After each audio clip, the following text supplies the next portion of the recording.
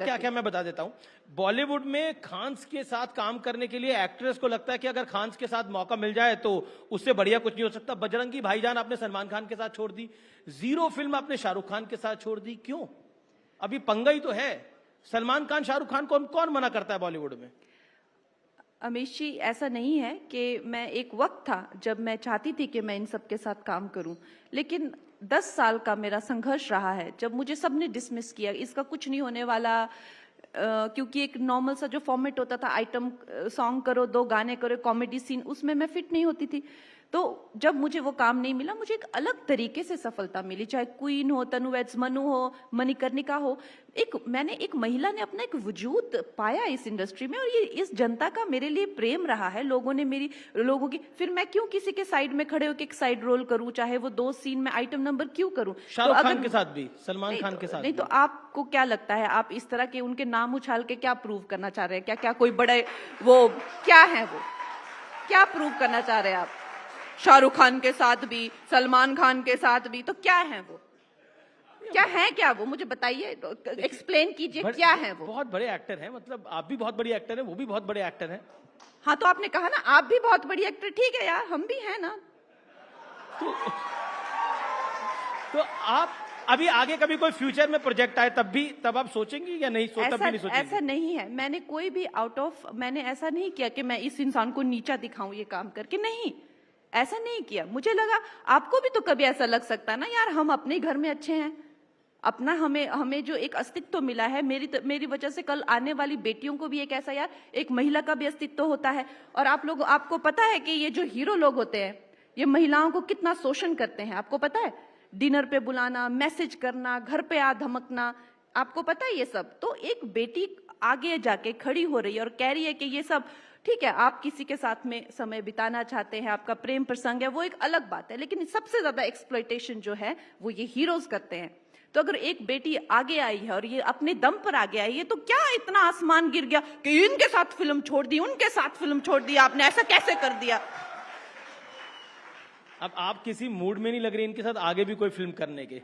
नहीं, मैं ये नहीं कह रही हूं कि, चाहे मैंने हमेशा ही कहा है कि चाहे वो खान हो, चाहे कुमार हो, मेरी जैसी पर्सनैलिटी, मुझे कभी किसी से कोई दिक्कत नहीं हुई है, और जिनसे हुई है वो सबने देखा है। वो मुझे जेल में डालने की कोशिश की, चाहे इन्होंने मिलके जो भी करने की कोशिश की, लेकिन मैं ये जानती हूं कि जिस तरह से अगर आज हम देखते हैं कि चाहे वो कलकत्ता में रेप केस हो, चाहे मुझे खुलेआम रेप करने की धमकियां, हम जानते हैं कि हम महिलाओं की इज्जत नहीं करते हैं, और फिल्म इंडस्ट्री भी कोई डिफरेंट नहीं है। आज कॉलेज में 2-4 लड़के खड़े होते हैं और महिलाएं जाती है तो वो उनकी बॉडी को लेकर, उनके पार्ट्स को लेकर कमेंट करते ही हैं, और फिल्म हीरो भी डिफरेंट बिल्कुल नहीं है, वो भी वैसे ही हैं। लड़की आई तो मतलब एक तरह से हम जानते हैं कि एक लड़की की क्या महत्वता होती है वर्क प्लेस पे भी। एक तो सबसे पहले कि वो दिमाग की स्लो होगी, और वो खी करेगी, सारा दिन गिगल करेगी, उसको जो लड़का लेफ्ट लेके जाएगा, अब ये लेफ्ट लेके गया तो मैं इसको राइट लेके जाएगा, तो उसको देखेगा कि डायरेक्टर भी देखेगा कि she is going with the hero, तो वो भी सोचेगा अब she is going with the hero, why she is not going with me. इस तरह से महिलाओं को वहां पे शोषण किया। अब बोलेंगे इसने ऐसा बोल दिया, मैंने ऐसा बोला, लेकिन आप लोग ये भी मत भूलिए, जो हमारी सरोज खान इतनी सक्सेसफुल हमारी कोरियोग्राफर रह चुकी हैं, जो मेरे पैदा होने से पहले से फिल्म इंडस्ट्री में है, उन्होंने कहा था कि जब उनसे पूछा था कि फिल्म इंडस्ट्री में जो है, जो लड़कियों के रेप होते हैं, लड़कियों का शोषण होता है, लड़कियों का मीटू होता है, उसके बारे में आपका क्या कहना है? तो उन्होंने कहा था कोट अनकोट कि रेप तो करते हैं लेकिन रोटी भी देते हैं। तो इतना नीचा जो है लड़कियों को वहां पे ट्रीट किया जाता है, और बेचारियों को जब रोटी मिलती है तो इनको लगता है तो क्या हुआ, रेप किया तो कम से कम छोड़ तो नहीं दिया, रोटी तो दी। तो ये हमारी बेटियों की, ये महिलाओं की दुर्दशा है फिल्म इंडस्ट्री में। और ऐसी फिल्म इंडस्ट्री में एक कंगना जाती है, तो अगर उसने कह दिया यार कि मेरे को नहीं करनी हीरो के जैसे फिल्म, तो ऐसा क्या आसमान गिर पड़ा कि भाई ये लड़की ने तो ऐसा किया, तो आप तो अपनी मनमानी करती हैं, आप तो किसी की सुनती नहीं है, आप तो साइको हैं, आप तो ये हैं। मुझे समझ नहीं आता कि ये दोगली दुनिया जो है, एक तरफ तो आप कहते हैं कि महिलाओं का सशक्तिकरण होना चाहिए, और बेचारी एक बेटी को आगे निकले तो उसका फिर कुछ नहीं छोड़ते हैं। उसी फिल्म इंडस्ट्री ने आपको कंगना रनौत बनाया, पूरी दुनिया आपको आज जानती है। उसी फिल्म इंडस्ट्री ने आपको पद्मश्री दिलवाया, आपके काम की वजह से, उसी फिल्म इंडस्ट्री की वजह से मिला ना। हाँ, तो इस फिल्म इंडस्ट्री को भी तो मैंने इज्जत दी ना, कम से कम महिला सशक्तिकरण की फिल्में बनाई। यहाँ पे मैंने डबल रोल महिलाओं का करके दिखाया, झांसी की रानी पे फिल्म बनाई। आज इनके पास जो 4 पैसे की इज्जत है वो हम ही कुछ गिने चुने लोगों की वजह से है। आपने बीएमसी की बात करी, जब आपका ऑफिस तोड़ा गया उसकी बात करी, और अब आपको वो ऑफिस बेचना पड़ा, ऐसा क्यों हुआ? देखिए, वो तो पर्सनल, अब आप पर्सनल सवाल पूछ रहे हैं। नेचुरली ये मेरी फिल्म है, वो आने वाली थी जिसपे मैंने अपनी सब निजी संपत्ति लगाई थी, अब वो नहीं आई है तो खैर संपत्ति है, वो इसी काम के लिए होती है, कभी कोई मुश्किल वक्त आए तो बेच दी। अब उसके लिए भी मेरे को यहाँ पे सफाई देनी पड़ रही है। नहीं, सवाल पूछा मैंने तो। चलिए, एक चीज पर आपको सफाई देनी पड़ी, किसानों को लेकर जो आपने बयान दिया था, आपकी पार्टी ने भी उस पर बोला, उस पर आप क्या कहना मैंने चाहती हैं? किसानों को लेकर जो है जो एक है बात कही थी कि किसान आंदोलन में जो है, एक तो सबसे पहले जैसा मैं कहती हूँ कि भले लोगों का तो जमाना है नहीं।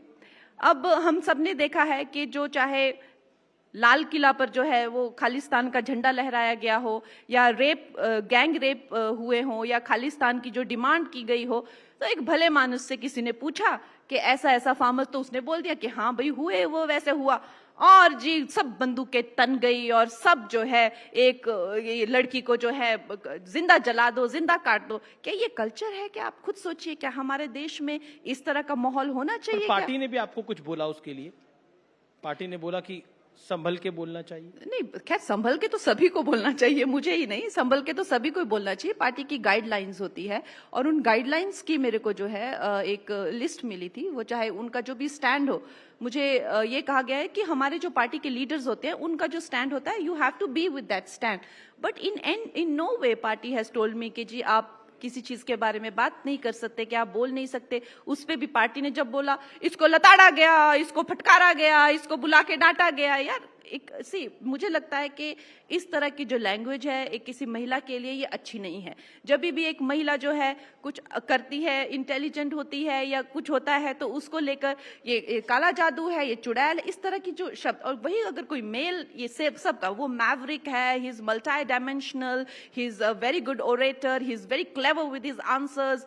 अगर हम लोग तो कहीं विट से भी कुछ बोल दे तो उसके पीछे कॉमेडी म्यूजिक लगा के, oh why if I am intentionally funny, it is not I am not smart, I am stupid. But अगर कोई मेल जो है वो intentionally he's got wit, he's got humor and he's giving clever answers, तो he's this maverick and larger than life।